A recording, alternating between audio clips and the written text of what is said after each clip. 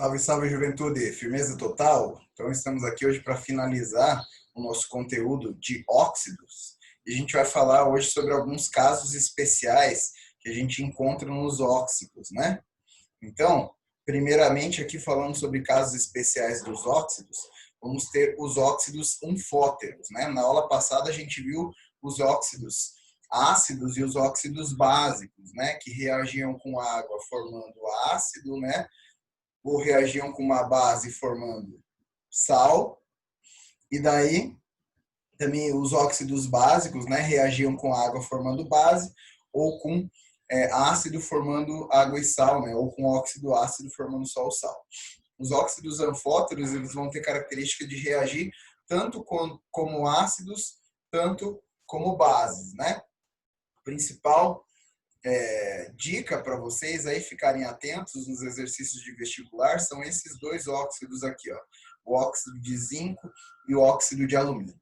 Como eles são óxidos metálicos, muitos exercícios acabam colocando eles como óxidos básicos, né? Também porque eles são formados por metais de carga mais 2, aqui o zinco, né? E mais 3 o alumínio, que é o caso dos óxidos básicos. Mas eles não vão se enquadrar como óxidos básicos, vão se enquadrar como anfóteros. Então, eles vão reagir como ácido e como base, depende da companhia. Se eles estiverem reagindo com um cara mais ácido que eles vão reagir como base. Se reagir com um cara mais ácido que eles, mais básico que eles vão reagir como ácido, né? Beleza?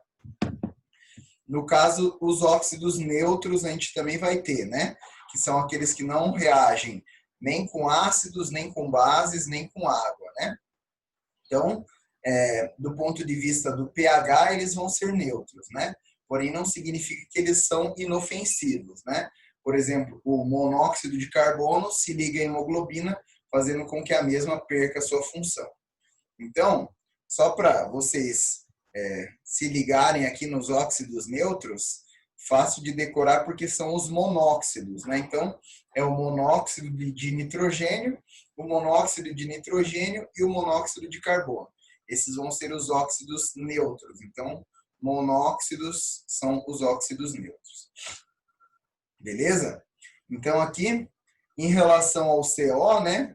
Como ele é uma substância perigosa, ele pode acabar até matando as pessoas por asfixia, justamente pelo fato dele se ligar à hemoglobina e fazendo com que ela perca a função dela, né?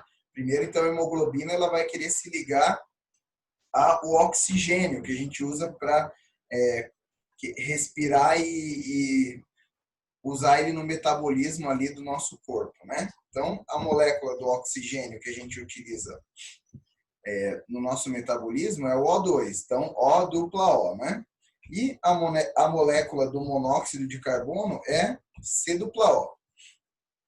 Se você observar na tabela periódica, entre o carbono e o oxigênio só tem um elemento, né, que é o nitrogênio. A gente tem lá no carbono, é o número atômico 6, depois nitrogênio, número atômico 7, daí vem o oxigênio, que é o número atômico 8.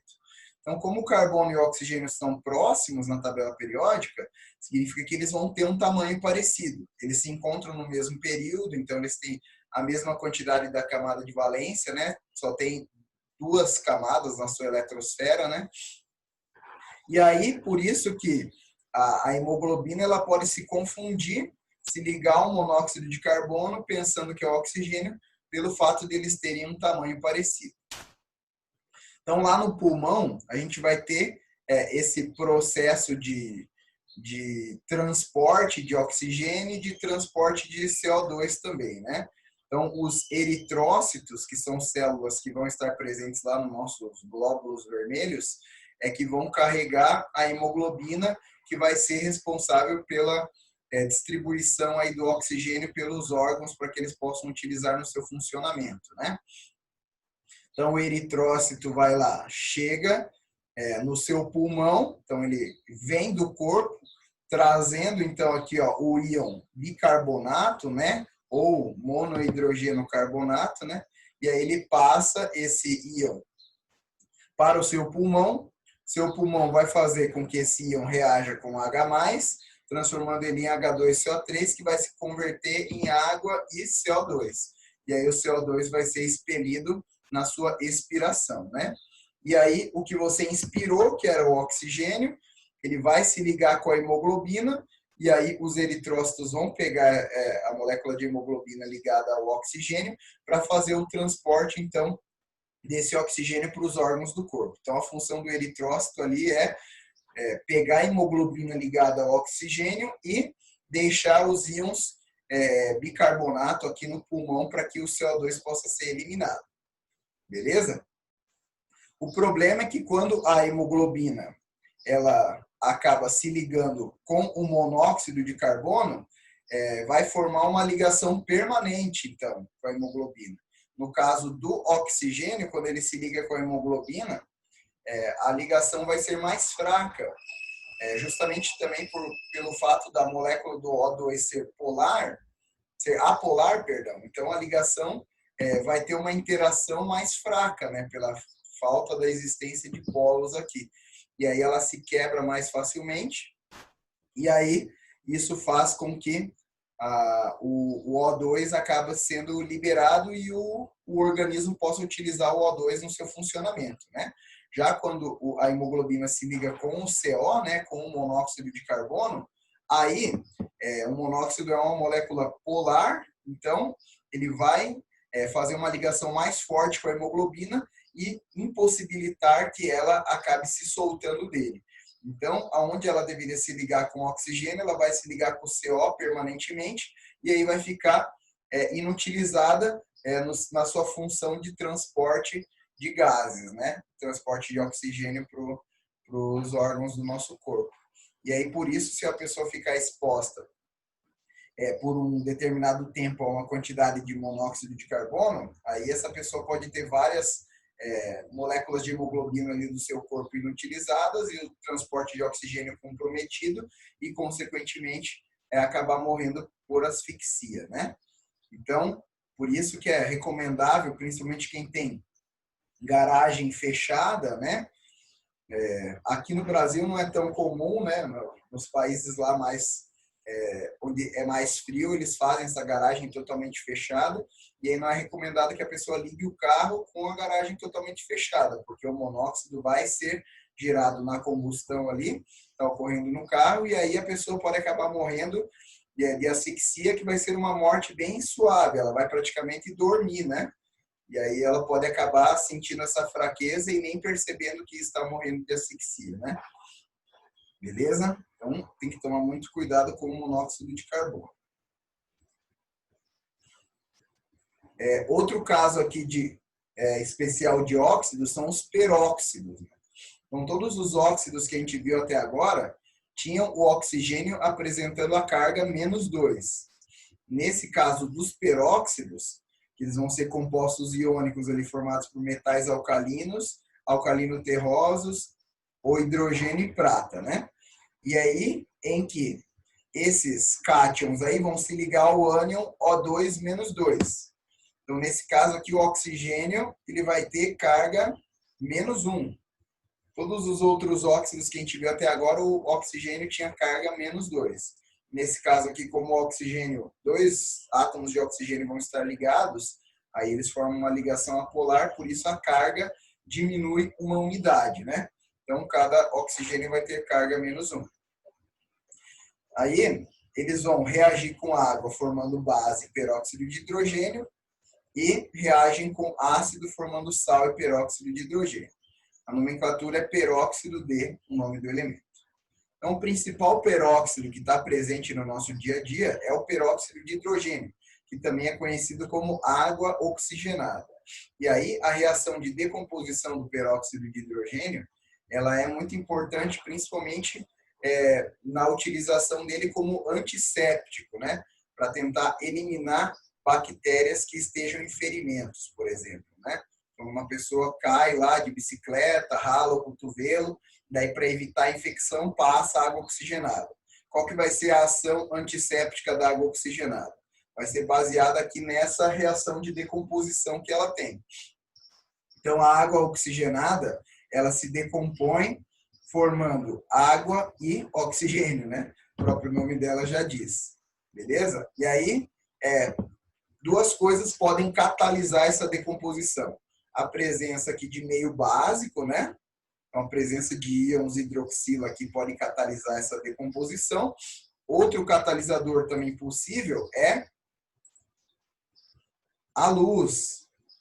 E a luz ela é representada, geralmente, pela letra grega lambda. Essa daqui. Beleza? Então, a luz ela vai acabar catalisando essa reação de decomposição da água oxigenada. Por isso, quando a gente encontra água oxigenada na farmácia, ela vai estar presente sempre em embalagens que não são transparentes, para não permitirem a entrada da luz. Porque se a luz entrar lá, quando você abrir a sua garrafa de água oxigenada, ela já vai estar transformada só uma mistura de água e oxigênio, e aí ela vai perder a sua ação antisséptica, né? Qual seria a ação antisséptica? A liberação do oxigênio aqui, ela vai acabar dificultando a vida das bactérias que são anaeróbicas, principalmente as anaeróbicas obrigatórias, que são aquelas que não vivem na presença de oxigênio.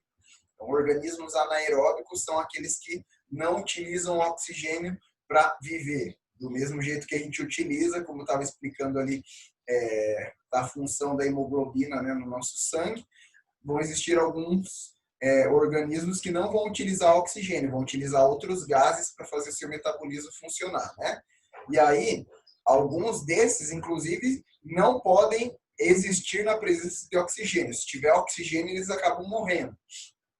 E aí, a presença da água oxigenada, se decompondo e liberando oxigênio, vai ajudar a matar esses micro-organismos anaeróbicos obrigatórios, por isso ela vai ter uma ação antisséptica. Beleza? A ação também dela no cabelo, para fazer com que o cabelo perca a cor, é uma reação de oxidação. Então, aqui ela vai estar se oxidando, então essa decomposição da água oxigenada faz com que ela se oxide, né?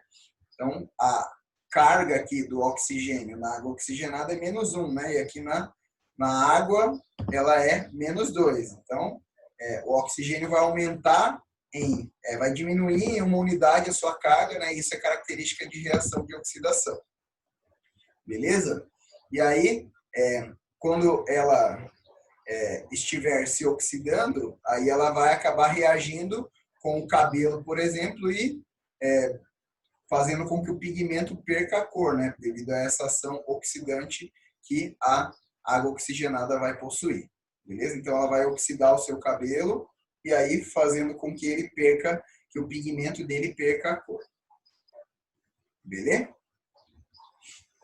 Para finalizar aqui nossos casos especiais, ó, vamos falar dos óxidos duplos, salinos ou mistos. Então, eles são formados pela mistura de dois óxidos, né? Por exemplo, aqui a gente tem o óxido de ferro 3 e o óxido de ferro 2. Juntos eles formam a magnetita, né? Que é o minério em que é encontrado o ferro, né? Por exemplo, para o manganês também, ó, o óxido de manganês 2 e o óxido de manganês 3 se juntam para formar a hausmanita. Então, a obtenção desses metais na natureza, na maioria dos casos, vai ocorrer na forma de óxidos, né? Então, eles vão ser encontrados na natureza e minerados na forma de óxidos, e aí os processos industriais vão separar, então, o metal do oxigênio para purificá-lo e possibilitar a sua venda, né? Aí, esses óxidos eles vão reagir com ácidos, formando dois sais, e aí esses elementos vão ser minerados dessa forma. Então, a reação com ácidos vai possibilitar ali a solubilização desses íons e aí separação, então, dos ânions e purificação desses metais, né? Aí, dá para a gente ver aqui, ó, como eles são bonitos, né? Por exemplo, essa aqui é a magnetita, né? A mistura do óxido de ferro 2 com o óxido de ferro 3. E aí vai ser um mineral encontrado para obtenção do ferro. Aqui é a hausmanita, né? Que é uma mistura lá do óxido de manganês 2 com óxido de manganês 3, vai ser utilizada para fazer a mineração desse metal. Beleza? Por último, então, falar um pouco do ozônio, né? O ozônio, ele não é um óxido, né? Ele é uma substância simples de oxigênio, então formada por 3 átomos de oxigênio, e ele vai ter uma função bem clara no nosso universo aqui, né? No nosso planeta. Ele vai bloquear os raios ultravioleta, raios UVB, não permitindo que eles cheguem aqui à superfície terrestre e essa radiação ela vai ter uma penetração muito funda aí no nosso corpo, né? Muito funda não, mas ligeiramente profunda aqui, né? Podendo chegar às camadas mais baixas aqui da nossa pele. E aí é uma radiação que vai ser ionizante, podendo causar mutações na nossa células da pele, né? Nas nossas células da pele. Isso pode levar à formação de um câncer, né? Então, a ideia do ozônio é bloquear essa radiação ultravioleta. Então, ele absorve a radiação, se quebra em uma molécula de oxigênio e um átomo de oxigênio. E aí, a própria reatividade do oxigênio atômico aqui, querendo se estabilizar, ficar com 8 elétrons, vai fazer com que ele reaja novamente com a molécula de oxigênio e regenere o ozônio. Beleza? Então, assim, essa decomposição e síntese, novamente, aqui do ozônio, são as reações que vão ocorrer lá na camada de ozônio, bloqueando a radiação UVB e nos protegendo desses raios que podem ser nocivos às nossas células. Mas existem substâncias aí muito famosas, né, que foram proibidas devido à ação e destruição que elas têm na camada de ozônio, né, que são os clorofluorcarbonetos. Então, clorofluorcarbonetos vão ser substâncias formadas por carbono, flúor e cloro, né, que eram utilizados aí principalmente como substâncias refrigerantes, né. Então, em equipamentos que precisavam resfriar tubulações, como por exemplo lá geladeiras, né? Como por exemplo aqui extintores, aerossóis, né? Em que você tem lá uma mistura de líquido e gás que precisa ser deixada a uma temperatura mais baixa, eram utilizados então para envolver esses cilindros os CFCs. Eles foram utilizados como alternativa a amônia, né, que era o gás utilizado antes deles serem descobertos, isso lá na década de 30 do século passado, né? E eles foram uma alternativa muito interessante porque eles eram mais baratos, mais fáceis de armazenar, não são tóxicos para nós, né, os seres humanos, ao contrário da amônia, que é tóxica, né? Então, quando eles foram descobertos, eles pareciam ser uma alternativa muito interessante para serem utilizados nos equipamentos de refrigeração. Porém, foi descoberto que eles estavam reagindo na camada de ozônio e diminuindo ela. Por quê? O que acontecia? Aqui, por exemplo, a gente tem o triclorofluormetano, né? Então, ele vai apresentar uma reatividade com a radiação ultravioleta UVC. Né? A gente tem 3 tipos de radiação ultravioleta, UVA, UVB e UVC, né? Vão ter comprimentos de onda diferentes, né? Mais especificamente a UVC, quando entra em contato aqui com o CFC, ela vai acabar decompondo essa molécula do CFC, fazendo com que um cloro radicalar saia e entre em contato com o ozônio, roubando um átomo de oxigênio do ozônio, transformando ele no oxigênio. Aí a própria radiação ultravioleta vai decompor, né, o ozônio, fazendo com que sejam liberados átomos de oxigênio, e aí, quando um átomo de oxigênio se encontra com o ClO, vai acabar se juntando, né, os 2 oxigênios se juntando, e o cloro vai ficar livre para fazer novamente o processo aqui de decomposição da molécula do ozônio. Então, isso vai impedindo a regeneração do ozônio e diminuindo a sua eficácia no bloqueio da radiação ultravioleta. Beleza? Então, estima-se que um átomozinho de cloro aqui pode chegar a destruir 100 moléculas de ozônio. Por isso, a gente está sofrendo até hoje pelo uso dos CFCs nas décadas passadas. Aí já fazem alguns anos que ele foi proibido. Desde o protocolo de Montreal, né, que foi uma reunião da ONU, para discutir coisas ambientais, que ocorreu lá em 1987, né, que os CFCs são proibidos, mas até hoje eles estão ainda fazendo efeito lá na camada de ozônio, apesar desse ano a gente ter notícias muito animadoras de que há uma recuperação da camada de ozônio. Então, vejam como essas ações ambientais são demoradas para se ver o resultado, né? Mais de 30 anos que foram proibidas, então, a utilização desses compostos e agora que a gente está conseguindo ver melhoras nos problemas que eles estavam causando. Por isso que foi muito importante a eliminação desses compostos do nosso cotidiano para manter a camada de ozônio, né? Evitar o aumento de radiação ultravioleta, que também, além dos problemas de câncer de pele que podem ser causados, né, pela ação da radiação ultravioleta, também nos polos que é o principal buraco da camada de ozônio, lá onde se encontram, né, as geleiras, que pela maior incidência dessa radiação acabariam esquentando mais e derretendo, gerando o aquecimento do planeta também. Beleza, pessoal? Então, finalizamos aqui nossa aula de óxidos. Espero ter ajudado vocês a entender mais um pouquinho. Obrigado pela atenção. Até a próxima. Um abraço.